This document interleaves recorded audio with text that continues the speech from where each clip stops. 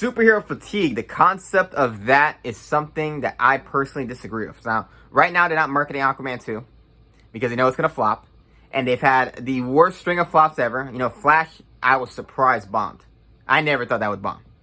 Now, the reason, in my opinion, is not superhero fatigue. It's simply quality dip. These suits that run these places, they're not artists. They run things by committee. They're looking at numbers. You know, they're thinking in binary code. So for them, they just think produce more to compete with competitor. So you got Marvel competing where they're like, we got to make more money, quarterly sales pitch, blah, blah, blah. So there are a million TV shows. They don't give a shit about quality anymore because they have to keep up with the money. They have too much competition in the streaming game. So that's why they're releasing shit like She-Hulk, because it doesn't matter. They just need to put things out there and hope something catches fire and they make money. DC did the same thing. They started just ramping up quantity, and then you have a bunch of movies come out the same year. You have Blue Beetle, Shazam, and The Flash. It's back to back to back. Flop, flop, flop. Why? Blue Beetle's okay, but it's very generic. Shazam, bad. I know some people like it. Those movies dumb as hell. And then The Flash, I think is great, but it's sandwiched between a bunch of bad movies. A lot of people don't like The Flash. I like The Flash. I'm like, when you're inconsistent, it dips. Just like in YouTube, if you're inconsistent with uploads, your views gradually go down. If you're inconsistent with quality, it goes down. Marvel, Acts 1 through 3, a bunch of superhero movies are coming out.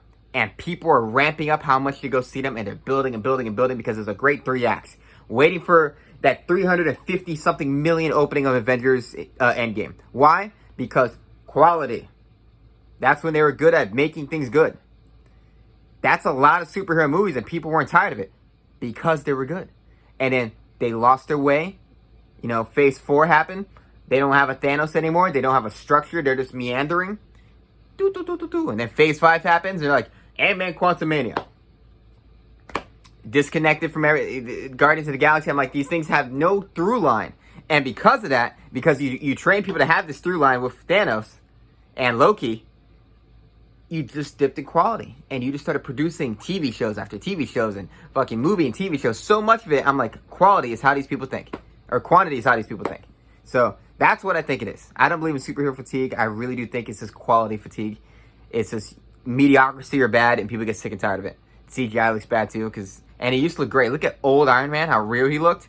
And then look at new Iron Man with the nanotech suit. He looks worse. So every decade has their genre that once something starts picking up in speed, you have a million copycats and clones of it. And they're never better because they're always half-assed. They want to throw it out there because they're like, this is the new thing. So some movie happens, blows up, and then everybody's like, got to make this movie. And then you get 10 more of the same movie. They're all more half-assed because they're all more rushed just to keep up with the competition. And then quality goes down. And the information these suits get is, oh, we're just out of the phase now. People don't like it anymore. I'm like, no, you just got worse at it. So that's my logic with superhero fatigue. I don't believe in it. I really just think it has to do with quality. If you make a series of good movies, you're going to watch that viewership go up. And that money go up.